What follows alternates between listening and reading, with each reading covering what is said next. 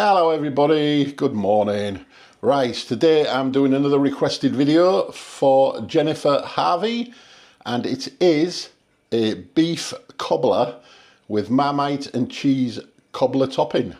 So I will show you the ingredients and let's get cracking with it.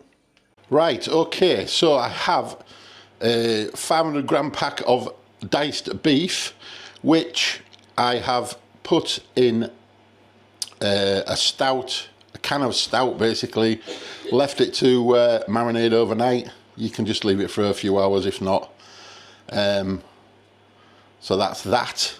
We have 2 tablespoons of plain flour, 4 carrots, I have 3 onions, 4 sticks of celery, 2 teaspoons of caster sugar, 3 bay leaves, a bunch of thyme, a beef stock cube, some vegetable oil, and for the topping itself we have 200 millilitres of milk, some marmite, 150 grams of cheese, 100 grams of cold butter, obviously marmite, 1 teaspoon, a quarter of a teaspoon of baking powder, and some thyme, and also some 100 grams of self-raising flour.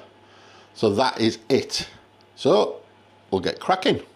Okay, so I'm just going to prep all the veg. I've just peeled the carrots and top and tail the celery. So all you want is nice big chunks of celery. So I'm going to cut this down the middle. And then it's just nice big chunks of celery.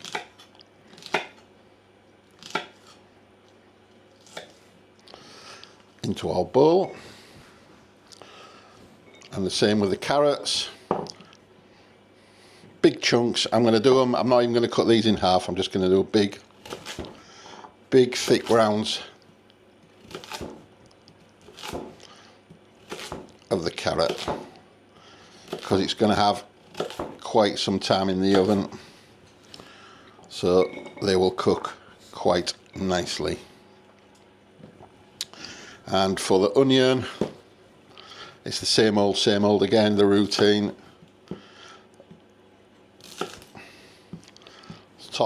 Top and tail it. The skins come straight off there. Cut it in half, and then I'll just peel the outer layers off, the brown bits basically, if you can get them off.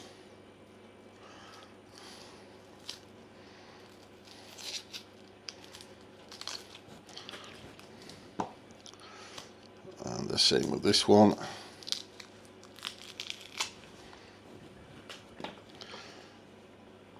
And again, doesn't have to be neat, it's just chunks of onion, basically, like so.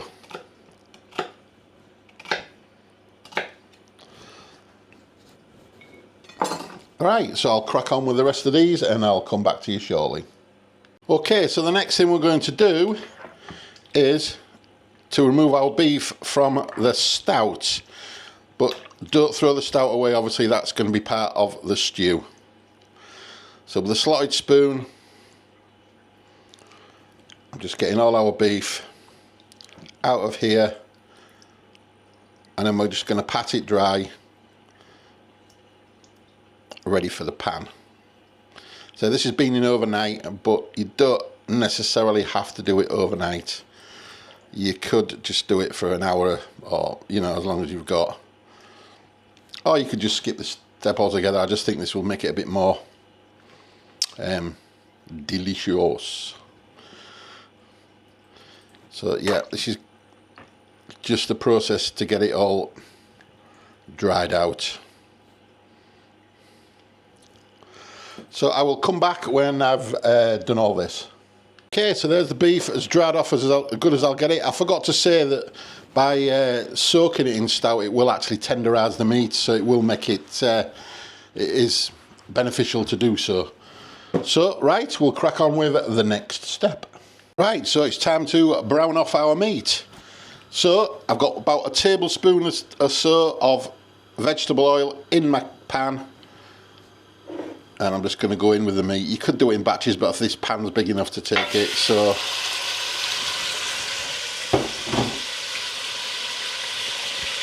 it's in with this.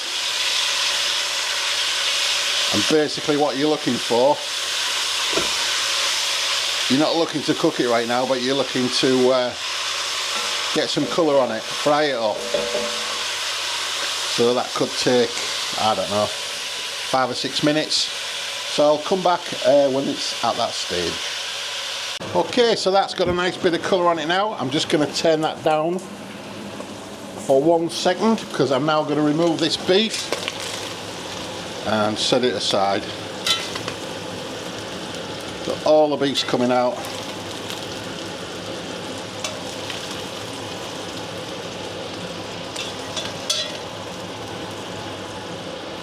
And we'll just leave that to one side.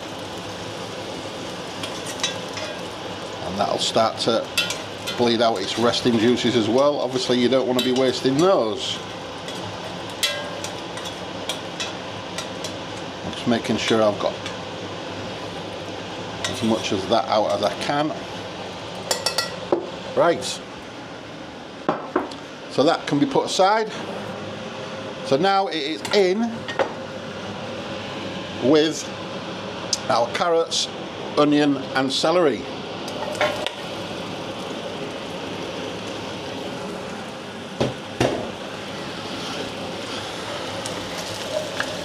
Turn the heat back up. And we're going to do the same with these vegetables. You want them softening up. It'll take about 5 to 8 minutes. So I'll come back when we're at that stage. A nanosecond for use. Okay, so that's had 8 minutes now in there, and as you can see, I've added a little bit of salt and pepper in there, just a little bit, and it's starting to pick up everything there off the bottom. I wish you had smell-o-vision, and that smells absolutely delicious. So next to go in, 2 tablespoons of plain flour into our mix, our lovely stew, and we're going to give that a little bit of a stir through.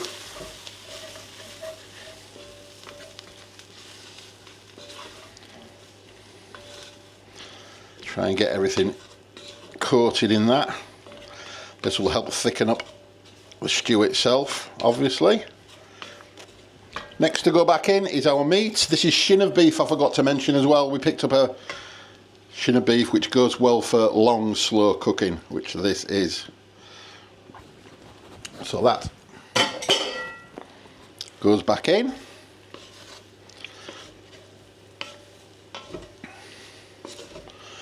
There we go. Oh, escapee. And next to go in is our stout, and that's only 440 ml, so I am going to add a little bit of water just to make that back up to about 500 ml. There we go. I'll check that and see if it needs any more. I'm not sure. Yeah, it probably does. It doesn't look too deep in there, to be honest. Do you know what it is? I might just add some more stout into there, because I bought a pack of 4. Ah, you can do. I'm going to add some more stout into here, because it doesn't look very doesn't look like there's much liquid in there. And I need to add my stock cube in a minute as well. Right, thank you. So I'm going to add some more stout, whatever stout you like. I'm just going to make it so it's so it's probably about another half a can. So I've probably got about 600 mils of liquid in there now. That's a bit better. That seems much better. Right, what I need now is caster sugar. Just a little bit. I think that just to take the edge off the stout. Quarter of a teaspoon. Sorry, no, that's baking powder, man. What are you on about? Where's my caster sugar? 2 teaspoons.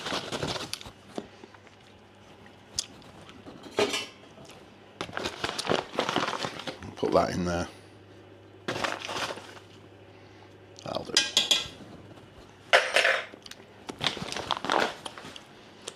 That's going in there. Give it a mixy.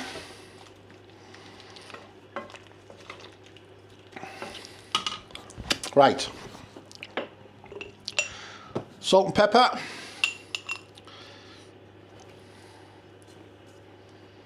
I like plenty of pepper. Well, we both do. But obviously season to taste. You put in as much or as little as you want. We quite like a lot of pepper. We're both pepper lovers. So that is now going into that.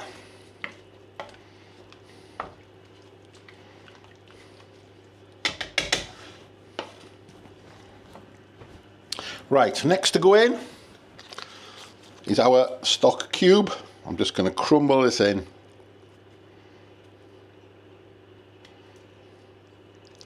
Just crumble that in on top. Quickly rinse my hands because I'm now covered in stock cube.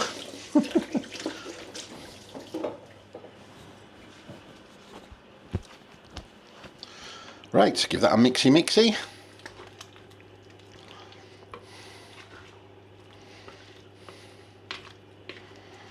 Smells absolutely amazing already.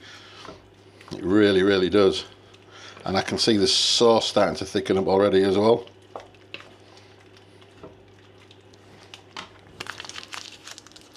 Right, that is that. So the next thing to go in is our little, which Manda's kindly tied up for me because I'm no good with fiddly things. 3 bay leaves and some thyme. Into the pot. That goes. So I'm just going to turn this back up again. Bring it up to a simmer. And then it's lid on and in the oven, which I've got preheated at 160 degrees C.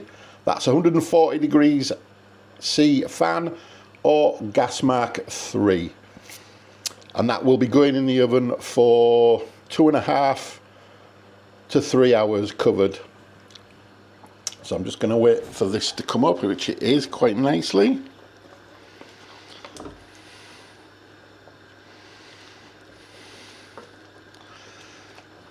Wowzers, that smells good. It does, doesn't it?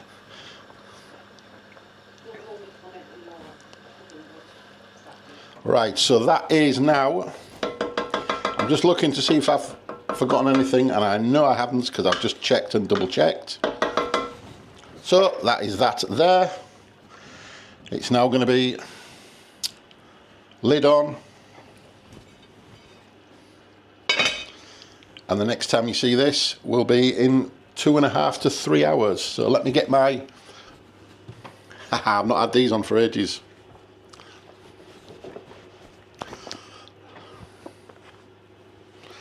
Me blobbies! Blobby, blobby, blobby! Hey! Right, into the oven this beauty will go. In she goes. So we'll see you in about 2.5, 3 hours. A nanosecond for yous again. Okay, there's not long left on the beef stew part now. So basically I've got 400 grams of self-raising flour in here. 1/4 of a teaspoon of baking powder. So I'm just gonna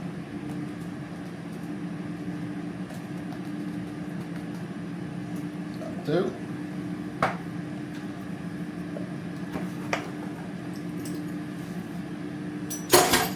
A little bit of salt.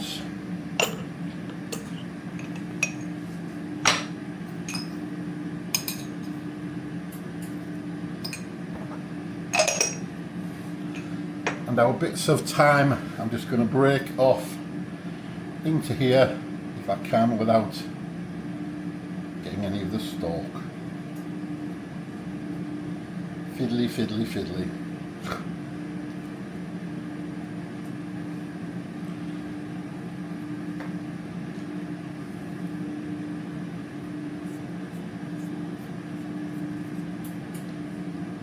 Oh, that was good, ain't it? Nice big bit of stalk in there. That's it.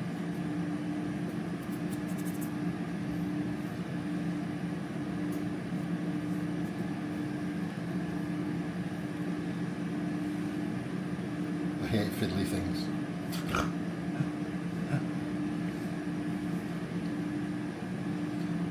Alright. Make sure you don't get the stalks in. Just a little bit of tan. Lovely. That will do. Right, so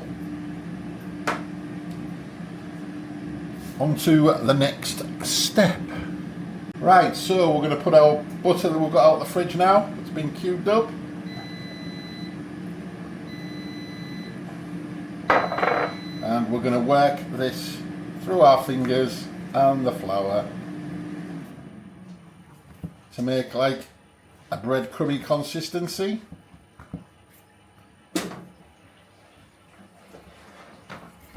Which may take a little bit of time. But you've just got to crack on.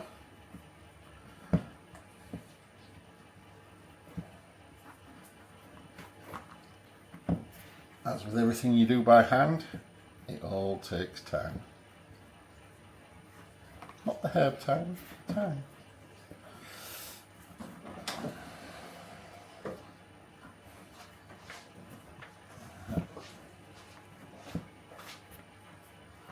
We're getting there, slowly but surely.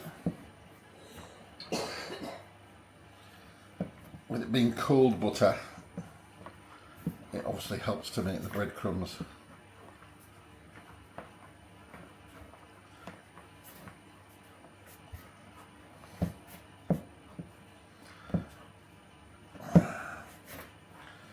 So I do apologise for the length of this bit, but obviously I can't turn the camera off with buttery and floury fingers.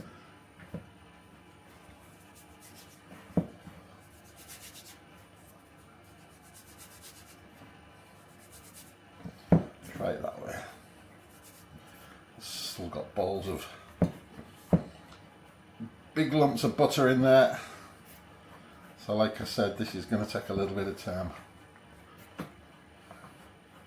to break up into the consistency that you're after.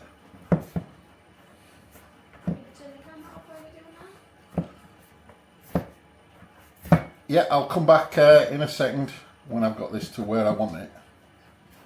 Right, so we're going to put our butter that we've got out of the fridge now. It's been cubed up.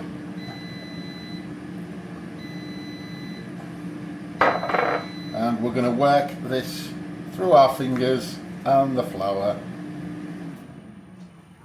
to make like a breadcrumby consistency.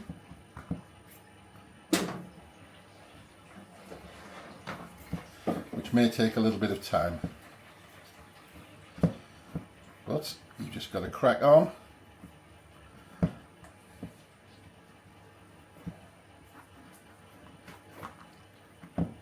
As with everything you do by hand, it all takes time. Not the herb time, time.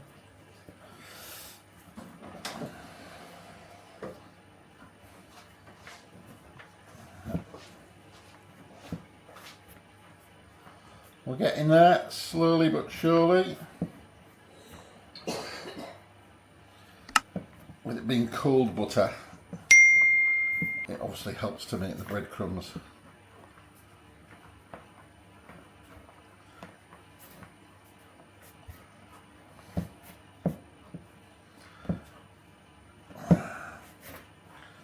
So I do apologise for the length of this bit, but obviously I can't turn the camera off with buttery and floury fingers.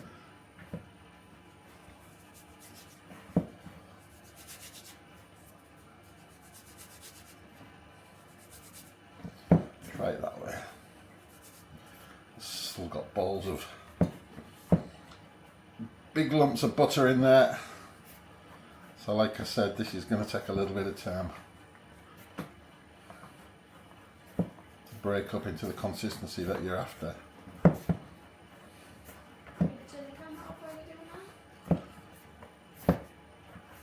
Yeah, I'll come back in a second when I've got this to where I want it. Okay, so I've got it to the breadcrumb consistency that I was looking for. So in the meantime, I'd had our 200 mils of milk and our teaspoon of marmite warming up on the stove. So all I'm going to do is add this a little bit by a little bit. It's not red hot, it's just nice and warm now. So there we go. Let's just see if we can get this together as a dough. Together. Help me! Oh yeah, I've got the cheese to go in, yeah.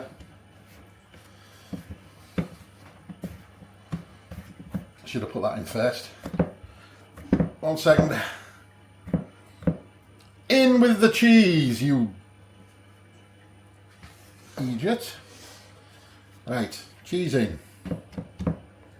In fact, I'm going to take a little bit of that out just for the tops once it's in the oven. So yes, cheese. Let's get it in there.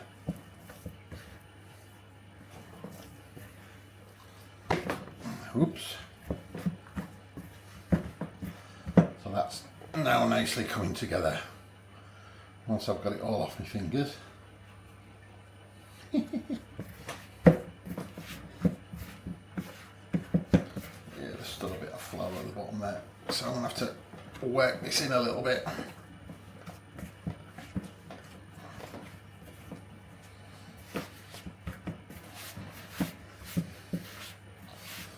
Get it all on the bottom, or off the bottom. Yeah, that's nice and pliable now.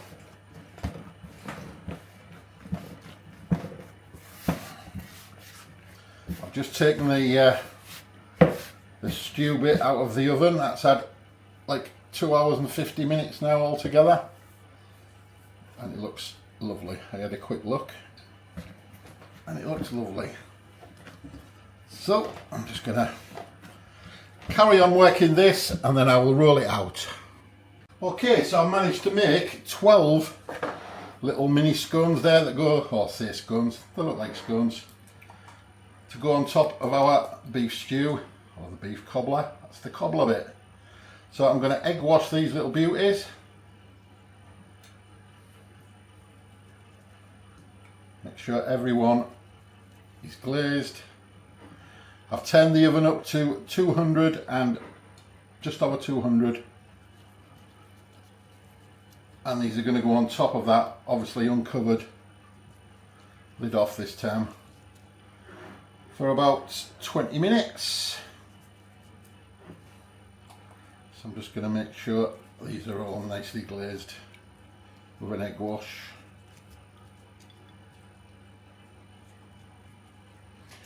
And there's just the added, that little bit of cheese that I've just saved.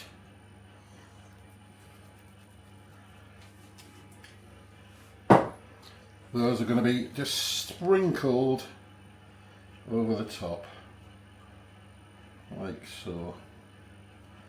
Just little bits of extra cheese.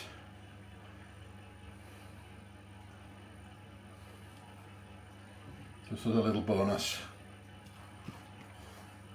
A little Brucey bonus.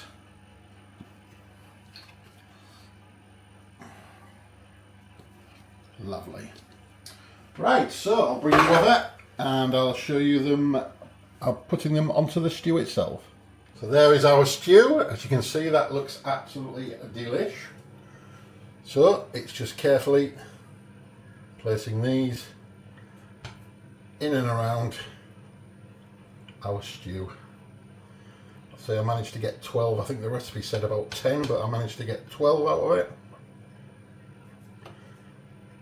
Even better. There we go. Make room for one more on the outside there. Let's see if we can cram these in to the middle. Because they'll probably puff up a little bit, I would have thought.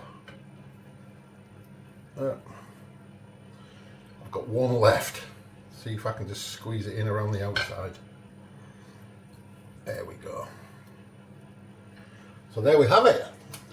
That is now going to go back into the oven at 200 for 20 minutes.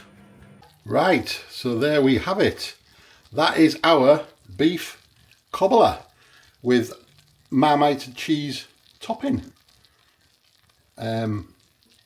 So yeah, obviously we're going to have to let that cool down just a little bit. It's just fresh out the oven now before taste testing time. Okay, it's taste testing time. Beef cobbler requested by Jennifer Harvey. So let's crack on and I'll give it a go. Right, taste testing time. Let's get into this beauty. I'm going to try some of the stew first and I'll try the cobbler bit. So,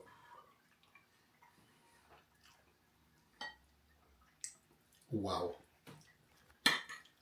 that is rich, unctuous. The beef's cooked lovely. It's the shin of beef. It needs slow cooking, doesn't it? So that is really good.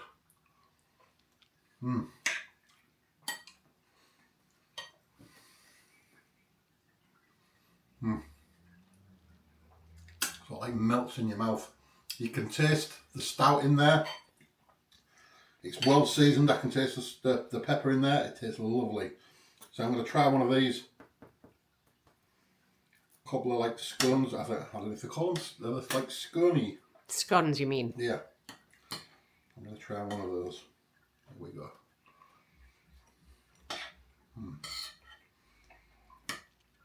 It's like when you do dumplings, stew and dumplings, and you bake it off. You get the crunchy bit on the top, and underneath it's soft and unctuous. Absolutely delicious, perfect winter warmer.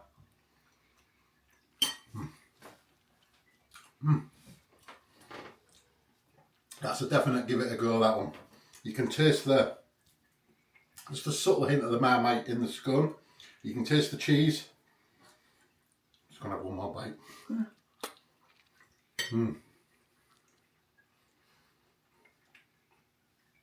Absolutely delicious. Top notch.